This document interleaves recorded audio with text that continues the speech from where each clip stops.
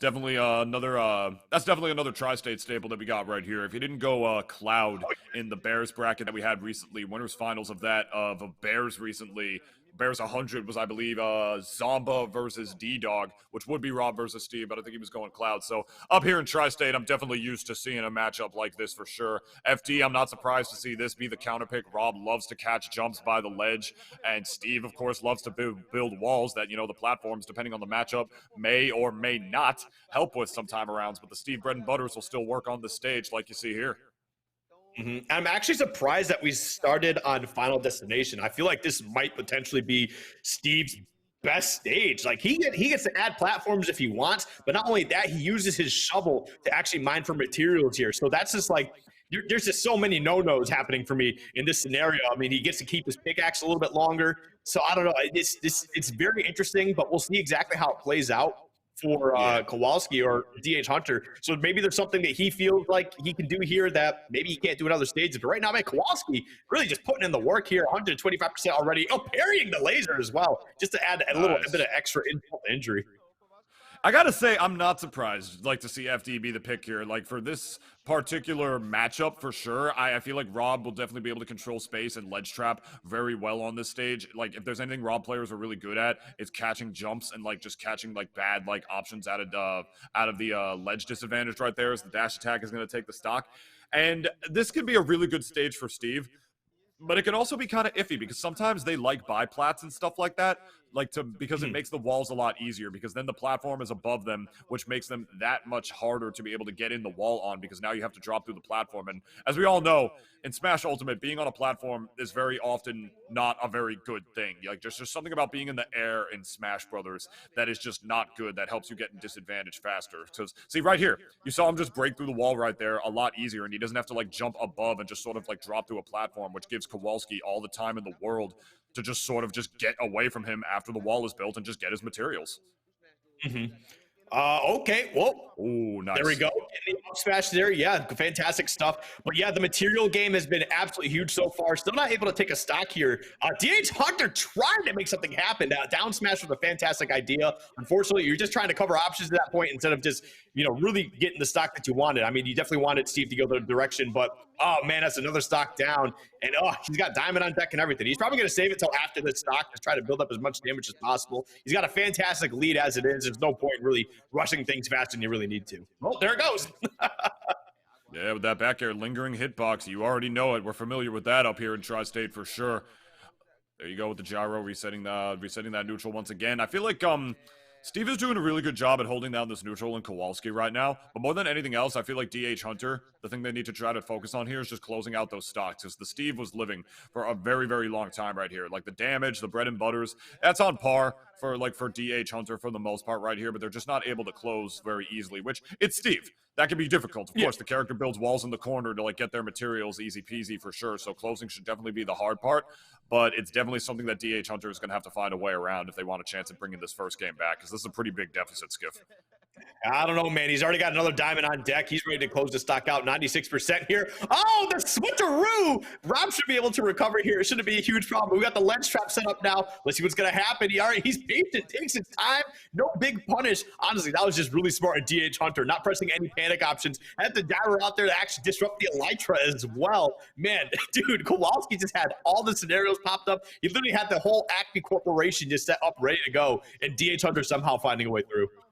Yeah, Acme doesn't discriminate, my friend. They sold Rob a jetpack quite some time ago and installed it into, his base right there. So he's able to, unlike other characters, actually sort of camp that ledge a little bit longer to be able to get around Steve's ledge traps, which is huge in a matchup like this. If your character has no way around that, that's a very, very annoying thing for you to have to deal with against a character like Steve, for sure. Utilizing the forward smash to break through his own blocks right there, actually utilizing it as a bait for DH Hunter to approach right there, trying to catch it the landings 2 times over with the down smash right there. I feel like up smash would have done the trick at the side, but Kowalski really wants to hold on to this stock as a Steve player would. They just definitely did not want to commit, as the back air on the part of DH Hunter is going to do it this time around. Down but not out is the Robert the Robot player, Skiff.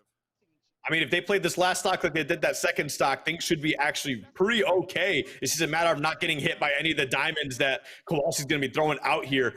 Because what? They only took like 40% in that second stock. They turned it up to a whole nother level, and Kowalski just did not have the answer to try and turn things around. He's definitely was trying to make some plays. As you can see here, he's swinging wildly, hoping for something. But the way DH Hunter's playing right now, this could very well be their game. And the gyro on hand is so scary as well, especially with a damn near max range Rob. If they're able to just get that one combo off the side right there, one Rob Roto-Rooter can do it right there. The Wally Wop, as I like to call it, can definitely spell disaster, as that back air pushing him backwards, actually moving with the hitbox. Was Kowalski out of that intangible option in the roll? This is still anybody's game, Skiff. It's so scary, and the minecart gonna do it. Wow. Dude, it was literally the last iron he had. He had one iron and a wish, and that wish was the minecart to connect and take the stock, and he ended up getting it, man. But wow, DH Hunter was playing amazing after losing those first two stocks. Almost getting a reverse 3 stock in the process. Was so close to getting it done. Unfortunately, you got a little too overzealous at the ledge, and Steve thrives in those types of scenarios when your opponent is just a little too brave. That Steve brings you right down to earth really quickly. Either way, we're going to be getting into game 2 here. DH Hunter, I think, is pretty warmed up. However, it seems like they've yet to take a set off Kowalski, but we could very well see that today if they're able to keep this up. Go right back to FD. I don't know how I feel about this, but hey, you know what? You look like you were making it work after a while, so I'll trust you on this one. All right. Oh, we're going to get some Steve bread and butters right here. Oh my God. Going with some custom combos right there. Putting that block down to reset with the minecart. Trying to get a back air to kill off of the side right there. We got more than just Steve bread and butters out here. We got custom combos for sure. Saying I don't even need my materials yet to be able to get that. I'll just utilize the wood axe. That was like a frame or two from being an absolutely crazy 0 to death. This Steve, I know we've heard the joke over and over again, but this Steve's literally in creative mode. Like, what the heck was that, man? That was actually terrifying. That was definitely a scary combo for sure. Definitely showing that they are very practiced with this character, utilizing the slow minecart right there, the moving command grab, you already know. Going to utilize this time where Rob was on the other side of the level right here, trying to get back to stage to get all the materials that they can. They do have gold on deck. I'm surprised they're not like utilizing this time on stage to at least get that one out, as they're just keeping Rob at disadvantage once again. Feeling so confident right here, not just in their neutral, but in their ledge trap play for sure. You saw that whole time that they were just handing back, like building materials. They didn't care that the Rob player was just trying to like get their way back in DH Hunter right there. They're just like, oh yeah, no, when they're back, I'll hit them and I'll get the kill. Yep. I may be building materials, but I know exactly what he's doing. Ooh, and actually using the wall against him for a little bit. DH Hunter had a nice little bit of damage being built up, but unfortunately, man, you're still only at 92% here. Yes, you could take the sack from Steve and finds the random back air, just throwing that out there, hoping for it to land, and ends up getting their wish. So evening up the stocks here, 2 apiece, already looking better than game 1, but already 83% as well. We got Diamond on deck as it is. So I mean, it's going to be interesting to see how DH Hunter plays around this one. But oh, okay, a parry, just a quick one to let him know. Just to let him know real quick. Gonna go broke there with the forward air, trying to get the spike. Nothing doing, says DH Hunter. Just waiting a little longer than normal for the mash out right there to make sure they don't get hit. It's important. It's very important to like show how like you mix up timings out of disadvantage if you're gonna get caught in like command grabs or whatever Steve's minecart is and the crazy moving command grab abomination that it is. And it doesn't matter what that is. If you're able to mash out of it, that's just one thing. You know, sometimes you don't want to mash out too early. Otherwise, the player will just the Steve player will just know how to beat you. Oh, up throw? No, goes for the forward throw. Interesting. I felt like the up throw probably could have been enough. I mean, I know Rob is a little heavy, but either way, you're able to close out the stock. I guess instead of just potentially getting a stock off the up throw, just opt for the actual damage and get the ledge trap scenario to close out the stock. So smart play from Kowalski overall. And look at this, man. Lots of damage. That diamond just coming into play here, putting on mucho damage right now. This is such a problem to deal with at the moment. We got the minecart coming through, putting out a little bit extra there, 89%. And you already got diamond on here. Like, honestly, we could be seeing the stock disappear before our very eyes. We very well could right here. Just sort of... Just catching him in the blocks right there. That's another, I guess, one disadvantage of Rob being a big character. We definitely know that Rob is big for sure, getting caught in those blocks. Off the stage again, DH Hunter. This is definitely like Kowalski's game to lose right here. Very scary. Going for broke with that forward smash. Steve being like the sort of, not heavy character that he is, but like, you know, heavier than average slightly. That was going to survive that up smash right there as the neutral is back in the favor of DH Hunter. But is it too little too late, Skiff? This deficit is looking pretty big once again. It might be, but after seeing game one with how DH Hunter played it, like he could very well still turn this around. It's just a matter of just getting his combo game going. That should be a stock right there, right? Yep, gets to follow up with the upper, closing it out 126. Honestly, it comes down to just if you can do the same thing like you did last game, right? Just keep Steve away from any materials. Just keep punishing him. If he can keep those mats low, this could be a very tough option for Kowalski to just deal with. The fact that like, oh, there it is. This could be huge. Is that it? Oh my God! He finds a way to get it done, and that's why you gotta find a way to just close out Rob when you can, because he can turn it on a dime, and all of a sudden you're on the hot seat, baby. Oh my goodness! Pops off for his pleasure too. You saw the way that fist went through the air on the part of DH Hunter right there. He knows that he clutched that game exactly when he needed to. Just as I was going to point out, I have not seen him use the Rob side B once. We have not seen arm rotor this entire set. And this is Robert the Robot we're talking about. Part of the things that make him the crazy good top tier character that he is, in my humble opinion, is that he's able to get those stocks clean and early with that side B off the level with some crazy early stocks, especially since that move does not put him into free fall.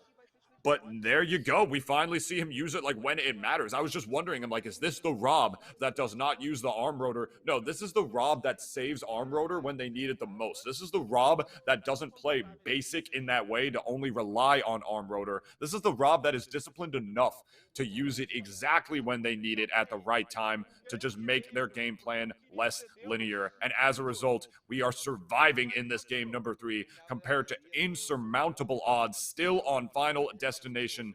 This is anybody's set, Skiff.